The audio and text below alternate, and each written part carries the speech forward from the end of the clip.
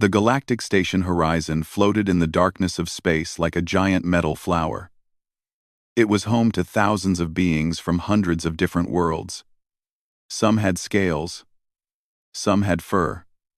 Some had neither. They all lived together, worked together, and tried not to eat each other. Yuna stood at the docking bay window and watched the Volari ship approach. Her heart beat fast in her chest. She was only 26 years old, and this was her first big job as a human ambassador. The Volari were not easy people to work with. They were predators. Real predators. The kind that hunted other living things for food on their home planet. "You look nervous," said her assistant, a young man named Tay. He stood beside her with a tablet in his hands. "I am nervous," Yuna said.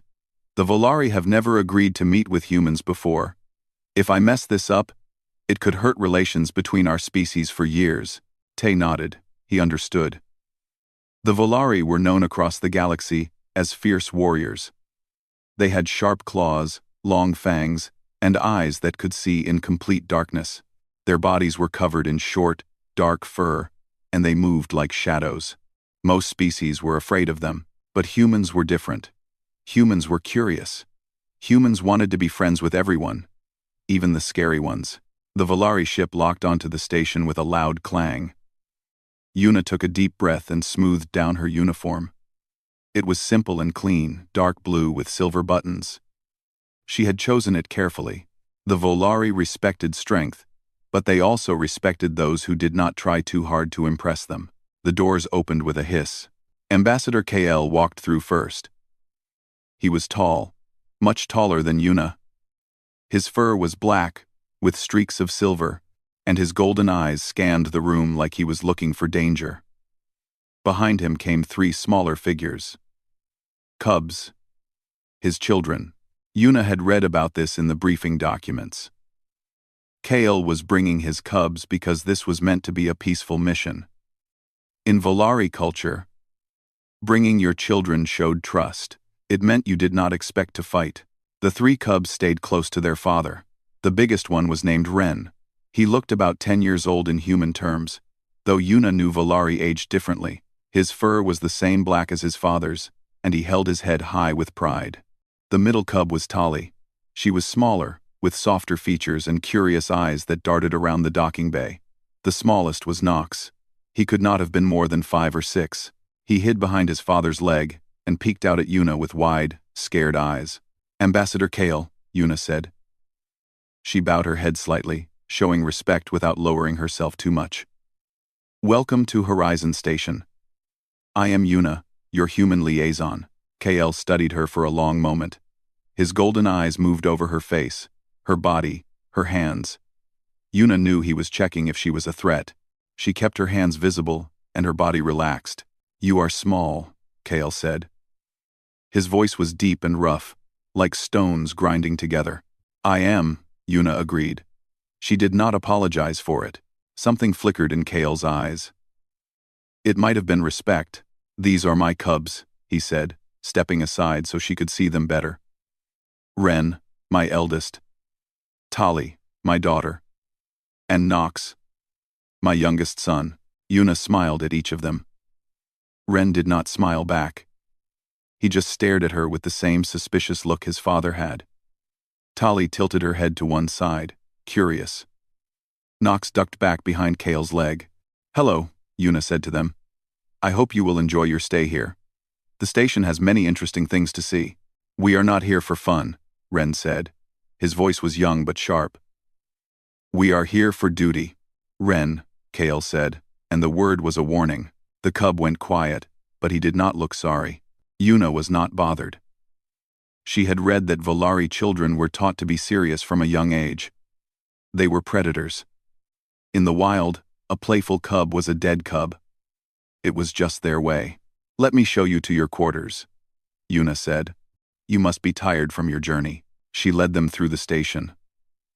The halls were wide and bright, filled with beings of all shapes and sizes. A group of small, blue-skinned traders hurried past. A large, rock-like creature rumbled by on the other side. Tali watched everything with wide eyes, though she tried to hide her interest. Nox clung to his father's hand, and refused to look at anyone. Their quarters were in the diplomatic wing. It was a large suite, with several rooms, a sitting area, and a view of the stars. Yuna had made sure to request the best rooms available. She wanted the Volari to feel welcome. "This is acceptable," Kale said, looking around. Yuna let out a small breath of relief. Acceptable was good. Acceptable meant she had not failed yet. "If you need anything, my quarters are just down the hall," she said. "Room 47. Please do not hesitate to ask." Kale nodded. "We will rest now. Tomorrow, we begin our talks." "Of course." Yuna bowed her head again and left them alone. Back in her own quarters, Yuna sat down on her bed and let out a long sigh. The bed was soft, covered in white cotton sheets that she had brought from Earth. They were her favorite thing. After long days of work, she loved nothing more than to wrap herself in those sheets and sleep. She kicked off her shoes and lay back. The ceiling above her was plain and gray, but she did not mind. She closed her eyes and thought about the cubs. Ren, so serious and proud, Tali, trying to hide her curiosity, and little Nox, so scared of everything. She wondered what it was like for them, coming to a strange place full of strange beings. She wondered if they missed home. Yuna did not know it yet, but those 3 cubs were about to change her life in ways she never expected. And it would all start with her bedsheets. She fell asleep with a small smile on her face, dreaming of peace between humans and Volari. She had no idea that 3 little predators were already awake in the next room, bored, restless, and looking for something interesting to do. The station hummed quietly around them all. Outside, the stars burned cold and bright. And somewhere in the diplomatic wing, a pair of golden eyes opened in the darkness. Nox could not sleep. Nox lay in his bed and stared at the ceiling. The room was dark, but his eyes could see everything. That was one good thing about being Volari. Darkness was never a problem, but boredom was. The bed beneath him was hard and cold. Everything on this station was hard and cold. Metal walls, metal floors, metal ceiling. Where was the softness? Where was the warmth? Back home, Nox slept on a pile of furs from animals his father had hunted. They were soft and warm and smelled like home. This place smelled like nothing. He rolled over and looked at his brother and sister. Ren was asleep, his breathing slow and steady. He always slept well. Nothing ever bothered Ren. Tali was curled up in a ball, her tail wrapped around her body. She twitched sometimes, dreaming of something. Nox was the only one awake. He got up slowly, careful not to make any sound. His paws were soft on the cold floor. He moved like a shadow, just like his father had taught him. A good hunter is never heard. The door to their room slid open with a quiet hiss. Nox froze, waiting. No one came. No one had heard. He stepped out into the hallway.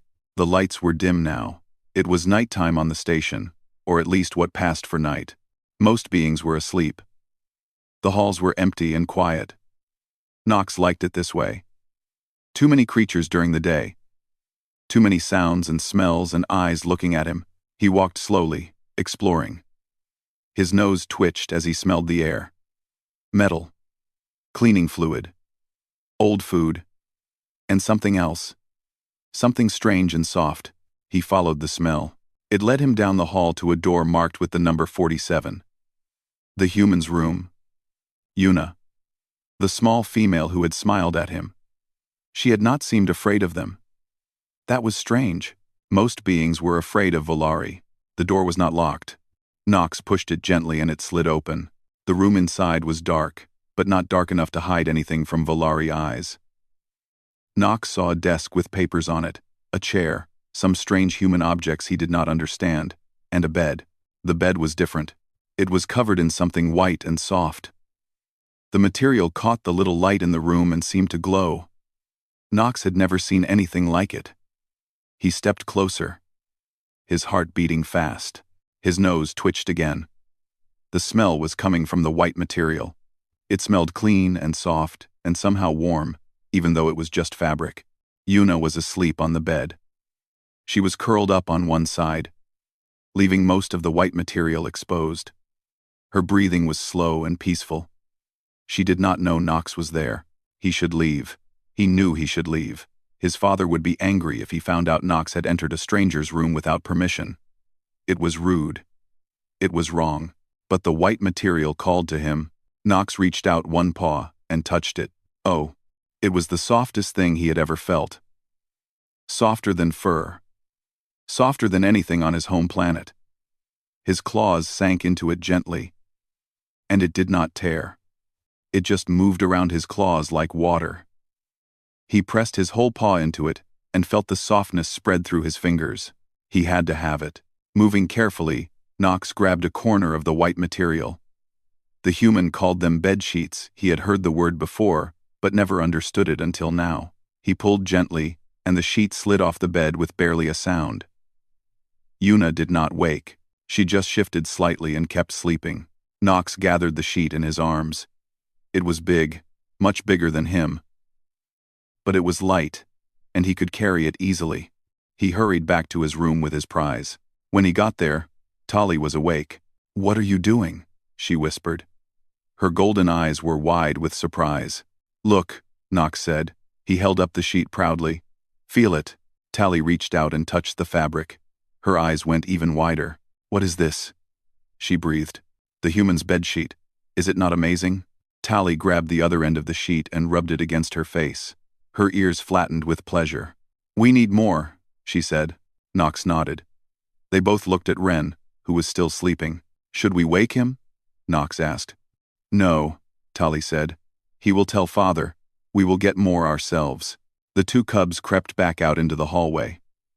This time, they went further. They found other rooms, other doors. Most were locked, but some were not. And in those rooms, they found more sheets, white ones, blue ones, one that was covered in strange patterns of flowers. They took them all. By the time they returned to their room, their arms were full of soft fabric. They had sheets of all colors, all sizes. Nox was giggling quietly, which was something Volari cubs were not supposed to do, but he could not help it. He was too happy. Ren woke up when they dumped the sheets on the floor. "What is happening?" he demanded. He sat up quickly, his eyes scanning for danger. When he saw only his brother and sister surrounded by fabric, he relaxed slightly, but then, his face turned angry. "What have you done?" "We found treasure," Tali said. She picked up a sheet and threw it at him. It landed on his head, covering his face. Ren pulled it off and opened his mouth to yell. But then he felt the fabric in his hands. His mouth closed. His eyes softened. He rubbed the sheet between his fingers slowly. "What is this material?" he asked quietly. "Bed sheets," Nox said proudly. "The humans use them for sleeping." "Are they not wonderful?" Ren did not answer. He was too busy wrapping the sheet around himself. It covered him completely, and for a moment, he looked like a ghost. Then he lay down on the floor with the sheet still around him. "This is acceptable," he said. Tali and Nox looked at each other and grinned. For the next hour, the three cubs played with the sheets. They rolled in them. They wrapped themselves up like cocoons. They threw them in the air and watched them float down slowly like colorful clouds. Nox had never had so much fun. Then Tali had an idea. "We should build something," she said. "Like a den, but with sheets." "A den?" Ren looked interested despite himself. "How?" "We drape them over things. The furniture. We make a shelter." The cubs looked around their room. There was not much furniture, just beds and a small table. But Tali was already thinking bigger. "We need more space," she said, "and more sheets." "Where?" Nox asked. Tali smiled. It was a dangerous smile, full of mischief. "The observation deck," she said. "It is big. It has chairs and tables. And at night, no one goes there." The observation deck. 2023. OPUR. 2023. 2023. 2023. 2020-2023. OP. Ren shook his head. Father will find out. We will be in trouble. Father is asleep, Tali said. And this is too good to waste. We may never find fabric like this again. She was right. And they all knew it. The Volari homeworld had nothing like these sheets. This was a rare treasure, and they had to use it. Fine, Ren said finally. But if we get caught, I am blaming both of you. The three cubs gathered all their sheets and crept out into the hallway once more. The observation deck was 3 levels up. It was a big room with huge windows that looked out at the stars. During the day, beings came there to rest and enjoy the view. At night, it was empty. It was perfect. Knox hugged his pile of sheets tightly as they walked. His heart was full of excitement. He did not know what they were going to build, but he knew it would be wonderful. The observation deck waited for them in the darkness, silent and full of possibility. Yuna woke up cold. She reached down to pull her blanket up, but her hand found only empty air. She opened her eyes and looked around in confusion. Her bedsheet was gone. The soft, white cotton that she loved so much had disappeared. What? She mumbled sleepily. She sat up and searched the room. Nothing. The sheet was not on the floor. It was not under the bed. It was simply gone. Yuna rubbed her eyes and tried to think. Had she kicked it off in her sleep? Had the cleaning robots taken it by mistake? Neither seemed right. The cleaning robots did not come until morning, and she had never kicked off a blanket in her life. Something strange was happening. She got out of bed and put on her slippers. The floor was cold, and she shivered. She missed her sheet already. It had come all the way from Earth, from a small shop in her hometown. It was the last piece of home she had left. She had to find it. Yuna opened her door and stepped into the hallway. The lights were still dim, which meant it was still night. Most of the station would be asleep. She looked left and right, wondering where to start. Then she heard a sound. It was small and quiet, like a chirp. Then another chirp, followed by a soft thump.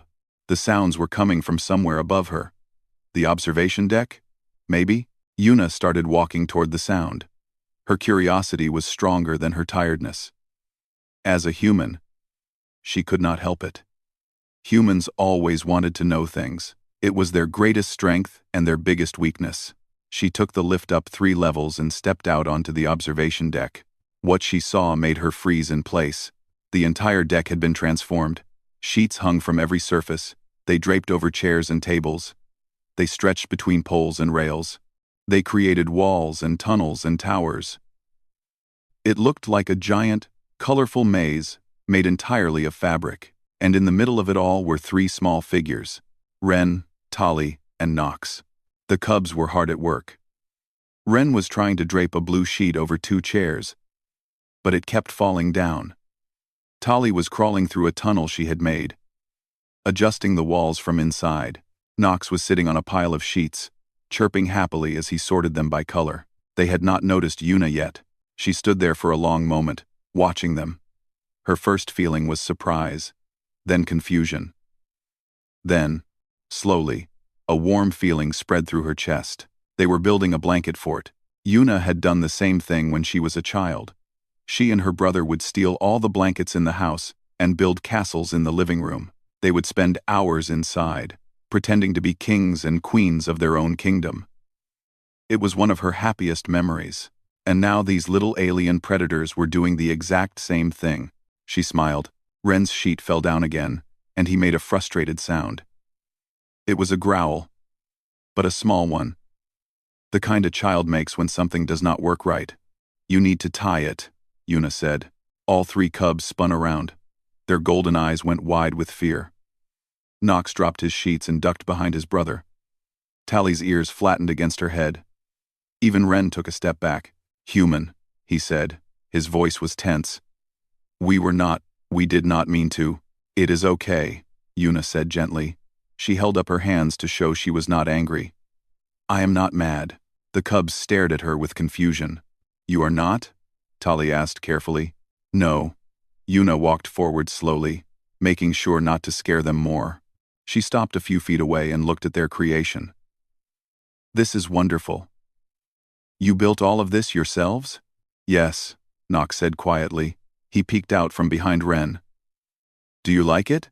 I love it, Yuna said honestly. But your walls keep falling down. Do you want me to show you a better way? I love it, Nine. The cubs looked at each other. Some silent communication passed between them. Then, Ren nodded slowly. Show us, he said. Yuna picked up the blue sheet that Ren had been struggling with. She showed them how to twist the corners and tie them to the chair legs. She showed them how to use heavy objects to hold sheets in place.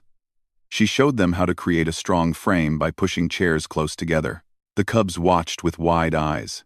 They learned fast. Soon they were helping her, following her instructions, trying new things on their own. We call this a fort, Yuna said as they worked. Or sometimes a castle. When I was young, I built these with my brother all the time. Humans build dens from fabric? Tali asked. She sounded amazed. Not real dens. Pretend dens. For fun. Fun. Ren repeated the word, like he had never heard it before. Volari do not do things for fun.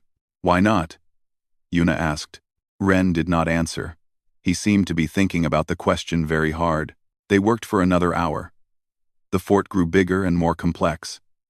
Yuna showed them how to create different rooms by hanging sheets as walls. She showed them how to make a roof by stretching fabric between high points. She found some small lights in a storage closet and hung them inside, making the fort glow with soft, warm colors.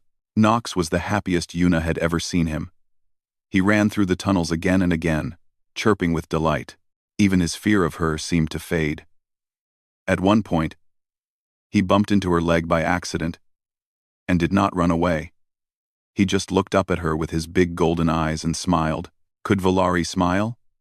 Yuna was not sure, but it looked like a smile to her. Tali was the creative one. She kept thinking of new ideas, new ways to expand the fort. She wanted towers. She wanted bridges. She wanted a throne room where they could sit and look at the stars. We do not have enough sheets, she said sadly. Then we use what we have wisely, Yuna replied. The best forts are not the biggest ones. They are the ones made with love. Tali thought about this. Then she nodded.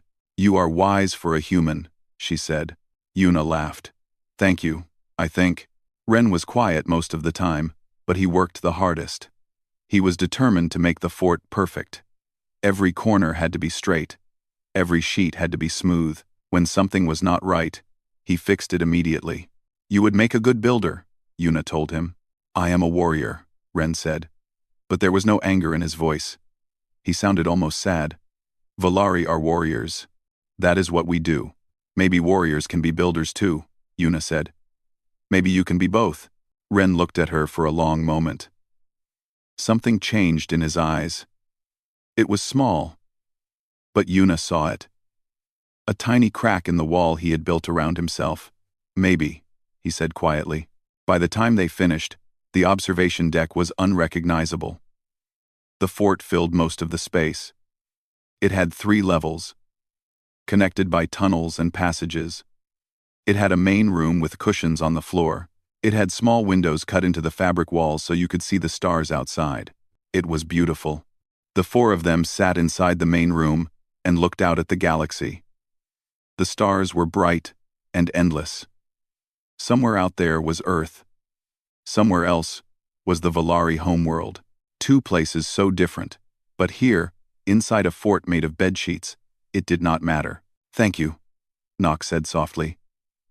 He was leaning against Yuna's arm, too tired to be scared anymore. For what? Yuna asked. For showing us fun. Yuna felt tears in her eyes. She blinked them away and smiled. You are welcome, she said. Anytime. Outside the fort, the station continued its quiet journey through space. Inside the fort, 3 predator cubs and 1 human ambassador sat together in peace. None of them wanted the night to end. But eventually, it would. And when morning came, they would have to face the consequences of what they had built. Ambassador Kale would wake up and find his children missing. And when he found them, everything would change. The sun did not rise on a space station. There was no sun, only stars. But the lights in the hallways grew brighter at a certain time, and beings began to wake up and move around. This was morning on Horizon Station. Yuna had fallen asleep inside the fort. She woke up to find Nox curled against her side like a small, furry cat. Tali was nearby, her tail wrapped around a pillow. Ren sat near the entrance, his back straight, watching for danger even in his sleep. For a moment, Yuna did not move. She just lay there and listened to the cubs breathe. It was peaceful. It was warm. She felt happy in a way she had not felt for a long time. Then she heard footsteps outside the fort. Heavy footsteps, many of them, getting closer. Yuna sat up quickly. Nox made a small noise of complaint but did not wake. She looked at Ren, and she saw that he was awake now too.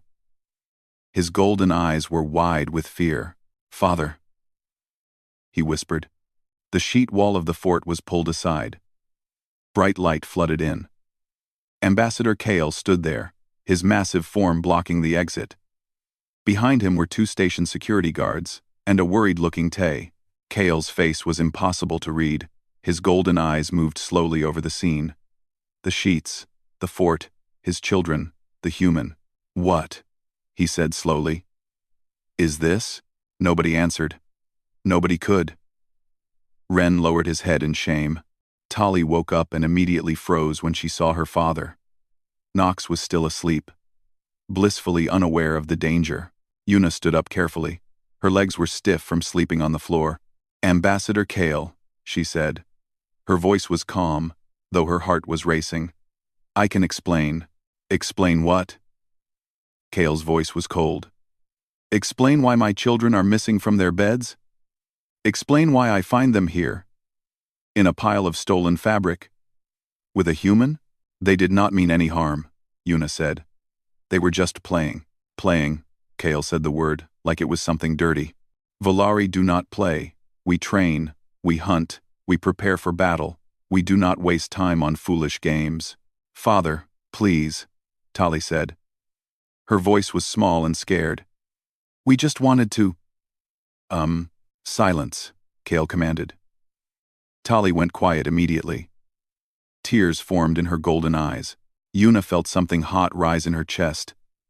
It was anger. Not at the cubs, but at Kale. How could he speak to his own children like that? How could he make them feel ashamed for just wanting to have fun? "Ambassador," Yuna said firmly. "With all respect, I think you are being too harsh." The room went silent. Tay's mouth dropped open. The security guards exchanged nervous looks. Nobody spoke to Kale like that. Nobody. Kale turned his full attention to Yuna. He stepped closer, his massive body towering over her. She could feel the heat from his fur. She could smell his breath.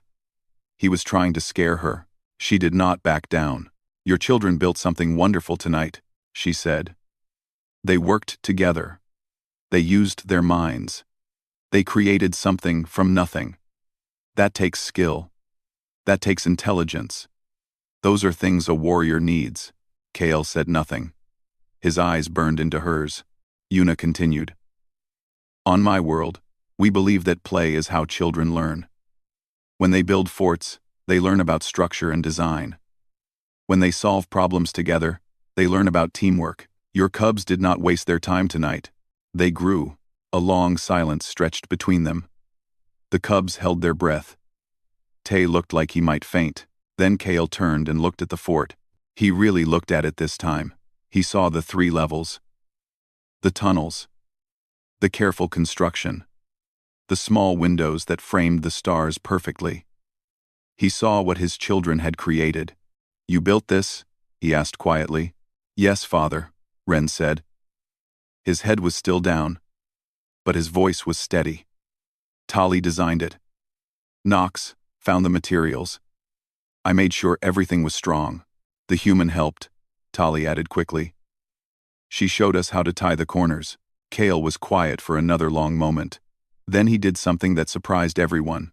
He got down on his knees and crawled inside the fort. The security guards stared. Tay's jaw dropped even lower. Yuna held her breath. Kale moved through the main room, inspecting everything. He touched the walls. He tested the strength of the supports. He looked out through the small windows at the stars. His children watched him with wide, nervous eyes. Finally, he sat down in the center of the room. "This is acceptable," he said. The cubs let out their breath all at once. Acceptable. Coming from their father. That was high praise. But, Kale continued, and they tensed again, it needs improvement. Tali blinked. Improvement? Yes. Kale pointed at one of the walls. This section is weak. One strong wind would knock it down. And the tunnel between the second and third levels is too narrow. An adult cannot fit through. If this is to be a proper stronghold, it must hold everyone. The cubs stared at their father in disbelief. Yuna felt a smile growing on her face. "Are you saying?" Ren started. "I am saying we have work to do," Kale said. He looked at his children with something new in his eyes. "Come. Show me your design. We will make it better." Together. What happened next was something Yuna would never forget. Ambassador Kale, fierce warrior of the Volari people, spent the entire day building a blanket fort with his children. They expanded the structure until it filled the entire observation deck. They added new rooms and new levels. Kale showed them how to create load-bearing supports using furniture and tension. The cubs showed him how to make the walls soft and comfortable.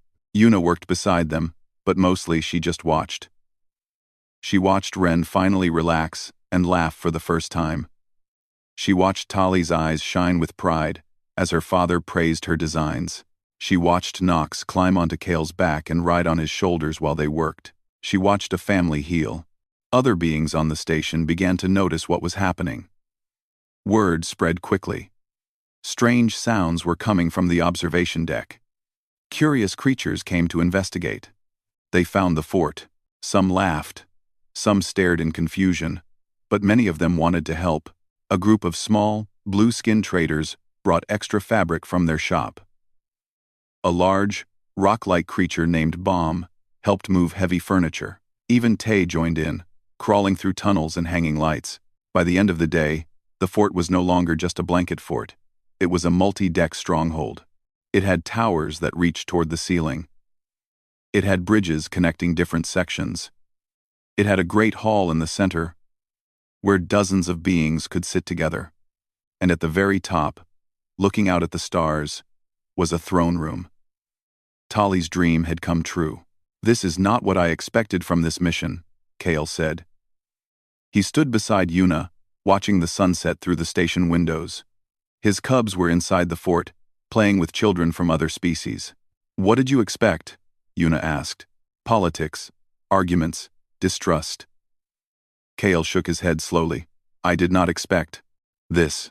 Blanket forts? Connection." Kale turned to look at her. His golden eyes were soft now, not hard like before. "My people have been alone for so long. We push others away because we fear they will see us as weak. But tonight, I watched my children play with others. I watched them laugh and build and create. I watched them be children." He paused, and Yuna saw something she never thought she would see. A tear formed in the corner of Kael's eye. "Thank you," he said quietly, "for showing them that strength is not always about fighting." Yuna felt her own tears coming. She did not try to stop them. "Thank your children," she said. "They found my bed sheets. They started all of this." Kale made a sound that might have been a laugh. "Perhaps," he said, "but you taught them what to do with them." Inside the fort, Nox's happy chirps echoed through the fabric walls. The sound of laughter mixed with the hum of the station and the silence of space. It was, Yuna thought, the most beautiful sound in the galaxy. 1 year had passed since the night of the blanket fort. Yuna stood at the same docking bay window where she had first met the Volari delegation. So much had changed since then. She had changed. The station had changed. The entire galaxy, in some small way, had changed. The observation deck was different now. The original fort had been taken down after a few weeks. But what replaced it was something permanent. A recreation area built with soft materials, comfortable spaces, and areas where beings of all species could come together and just be. The station council had approved it unanimously. They called it the Harmony Hall, but everyone on Horizon Station knew its real name. The Cub's Den. Yuna smiled at the memory. Those three little predators had started something bigger than anyone could have imagined. News of the blanket fort had spread across the station, then across the sector, then across the entire galactic network. Humans building nests with apex predators. It seemed impossible. But it was true, and it had changed everything. The Volari-Human Alliance had been signed 3 months after that night. Ambassador Kale had pushed for it personally. He stood before his council and told them about the fort. He told them about watching his children play. He told them that humans were not weak, they were different. And different could be good. Some Volari had not believed him. Some had called him soft. But when Kale invited them to visit Horizon Station and see for themselves, most of them changed their minds. Watching little Nox drag a full-grown Volari warrior into a blanket tunnel was hard to argue against. The doors of the docking bay opened, and Yuna's smile grew wider. KL walked through first, just like before. But this time, he was not alone with his cubs. Behind him came a whole group of Volari warriors, builders, scientists, and families. This was not just a diplomatic visit anymore. This was the beginning of something new. The first Volari cultural exchange program. Ambassador Yuna, Kale said, bowing his head with respect. It is good to see you again. Ambassador Kale, Yuna replied with the same bow. Welcome back to Horizon Station. 3 small figures pushed past Kale's legs and ran toward Yuna. She bent down just in time to catch them. Yuna, Nox cried, wrapping his furry arms around her neck. He was bigger now, almost up to her waist, but he still hugged like a child. We missed you, Tali added. She was taller too, and her eyes had lost some of their childhood wonder. But when she looked at Yuna, that spark came back. Even Ren came forward for a quick hug, though he tried to look dignified about it. He was almost a teenager now. Too old for hugs, he thought. But not too old for Yuna. I missed you all so much, Yuna said. Her voice was thick with emotion. How was the journey? Boring, Nox said honestly. But father let us bring materials. Materials? Yuna raised an eyebrow. Ren nodded seriously. We are going to build a new fort, a better one. We have been planning it for months. You have to help, Tali added. You always have the best ideas. Yuna looked at Kale, who simply shrugged. I tried to stop them, he said. But they would not listen. They said the first fort was historic. They said the new one must be. What was the word? Epic, Nox supplied. Yes, epic, Yuna laughed. It was a good laugh. Full and warm and real. A year ago, she had been nervous about meeting the Volari. Now they were some of her closest friends. The exchange program brought 50 Volari to Horizon Station. They would stay for 6 months, learning about other species and sharing their own culture. It was the first time in Volari history that they had done something like this, and it had all started with bed sheets. Yuna led the group through the station. The Volari visitors looked around with curious eyes, taking in the sights and sounds and smells. Some of them seemed nervous. Others seemed excited. A few looked like they wanted to hunt something. Is that normal? Tay whispered to Yuna, pointing at a large Volari who was sniffing the air aggressively. Probably, Yuna whispered back. Just do not make direct eye contact. They reached the Harmony Hall, and the visitors fell silent. The space was beautiful. Soft fabric covered the walls in warm colors. Comfortable seating areas filled the floor. Small lights hung from the ceiling like stars, and in the center of it all was a statue made entirely of woven cloth. It showed 3 small Volari cubs building a tower of blankets while a human watched. What is this? One of the Volari visitors asked. This is where it started, Kale said quietly. 1 year ago, my children came to this place and built a fort from stolen bedsheets. A human helped them. And from that simple act, everything changed. The visitors listened in silence. The Volari have always been warriors, Kale continued. We have always believed that strength comes from fighting, from conquering, from dominating others. But I learned something different that night. I learned that true strength can also come from creating, from building, from connecting. He looked at his children, who stood proudly beside Yuna. These 3 cubs showed me that we do not have to be what our ancestors were. We can choose our own path. We can be warriors who build, predators who protect, hunters who create. The room was completely silent. Even the station's background hum seemed to fade away. That is why we are here, Kale said.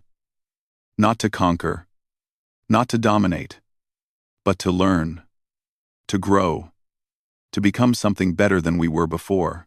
He turned to Yuna and extended his hand. And we have a human to thank for it.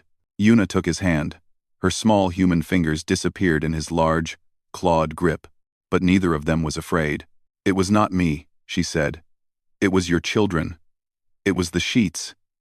It was chance, perhaps, Kale said. But you were the one who did not run away. You were the one who said yes, when any sane being would have said no. That is what makes humans special. You see possibilities where others see danger. Yuna did not know what to say. She felt tears forming in her eyes again. Nox tugged on her sleeve. Can we build the fort now? He asked. Please? Everyone laughed. The serious moment was broken, but that was okay. Some moments were meant to be serious. Others were meant to be fun. They spent the rest of the day building. The new fort was massive.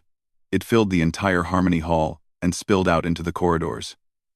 Volari and humans worked side by side, tying corners and draping sheets and creating rooms. The visitors who had seemed nervous before were now laughing and playing like cubs themselves. When it was finished, they all gathered inside. More than 100 beings sat together in a giant nest of fabric. Volari warriors leaned against human engineers. Cubs from both species chased each other through tunnels. Even the stern-faced council members from both sides were smiling. Look at this, Kale said softly. He sat beside Yuna in the great room, watching his people mix with hers. 1 year ago, this would have been impossible. Now it is reality. Anything is possible, Yuna said. You just have to believe it. Is that a human saying? Something like that. Kale was quiet for a moment. Then he spoke again. I want to tell you something. Back home, there is a story we tell our cubs. It is about a great hero who conquered the galaxy through strength and power. But lately, I have been thinking that the story is wrong. Wrong how? The real heroes are not the ones who conquer, Kale said. They are the ones who connect. The ones who build bridges instead of burning them. The ones who steal bedsheets and build forts instead of weapons. Yuna laughed softly. That might be the strangest compliment I have ever received. It is the highest compliment a Volari can give. Kale said seriously. You changed us, Yuna. You and your soft human sheets, and your strange human ideas about fun. You made us better. Outside the fort, the stars continued their endless dance. Ships came and went from the station. Life continued as it always had, but inside the fort, something new had begun. A friendship between two species that had never understood each other. A legacy that would last for generations. A story that would be told across the galaxy. And it had all started with 1 human, 3 cubs, and a stolen bedsheet. Nox climbed into Yuna's lap and curled up like he had done that very first night. He was bigger now. Heavier. But she did not mind. She wrapped her arms around him and held him close. Thank you, Yuna, he mumbled sleepily. For what? She asked. For being our friend. Yuna smiled and looked out at the stars. Always, she said. Forever. And she meant it.